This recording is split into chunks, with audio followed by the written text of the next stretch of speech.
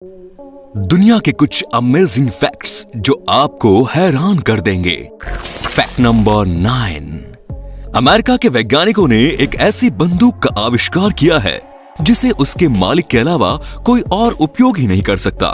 इसे smart gun का नाम दिया गया है और ये गन तभी काम करती है जब ये अपने ऑथराइज्ड यूजर के हाथ में हो। दूसरा इंसान इस बंदूक को अपने हाथ में लेकर कितनी भी कोशिश क्यों न कर ले, वो इस बंदूक का उपयोग कर ही नहीं सकता।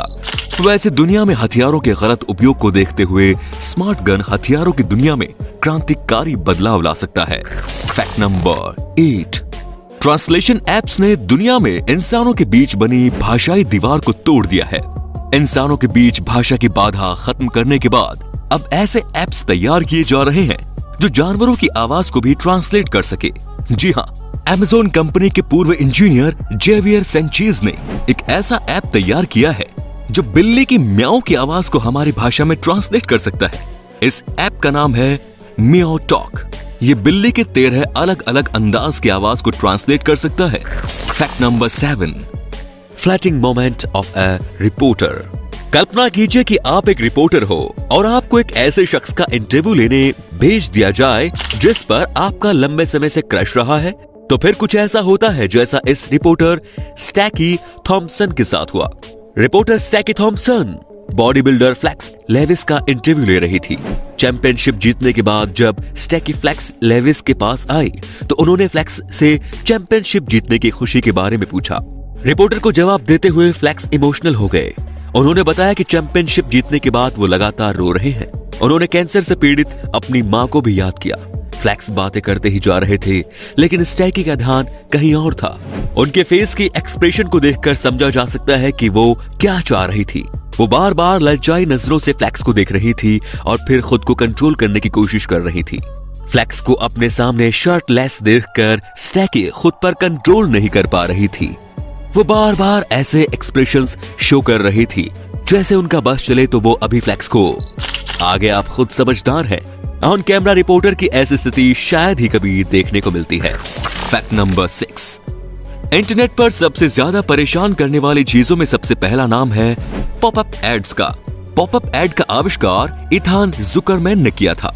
उन्हें अपने इस आविष्कार पर गर्व तो है लेकिन लोगों को होने वाली परेशानी की वजह से उन्होंने इस आविष्कार के लिए माफी भी मांग ली है। Fact number 5। इयान जोन्स नाम के एक ब्रिटिश चैरिटी वर्कर चैरिटी से रिलेटेड कामों के सिलसिले में इंडिया आए हुए थे लेकिन कोरोना वायरस की वजह से वो इंडिया में ही फंसे रह गए। राजस्थान में रह रहे 49 साल के इयान जोन्स कोरोना वायरस से संक्रमित हो गए। थैंकफुली वो कोरोना को मात देने में कामयाब रहे लेकिन कोरोना को मात देने के बाद वो मलेरिया और फिर डेंगू की चपेट में आ गए। लेकिन खुशकिस्मती से इयान इन दोनों बीमारियों से भी उभरने में सफल रहे। 3 बार मौत को हराने के बाद भी मौत ने इनका पीछा नहीं छोड़ा और पिछले हफ्ते एक कोबरा सांप ने इन्हें काट लिया लेकिन इस बार भी वो मौत को हराने में कामयाब रहे और कोबरा जैसे जहरीले सांप के जहर से भी बच गए। अब उन्हें हॉस्पिटल से छुट्टी मिल गई है और अब उनका बेटा उन्हें वापस इंग्लैंड बुलाने की कोशिश में लगा हुआ है। Fact number 4।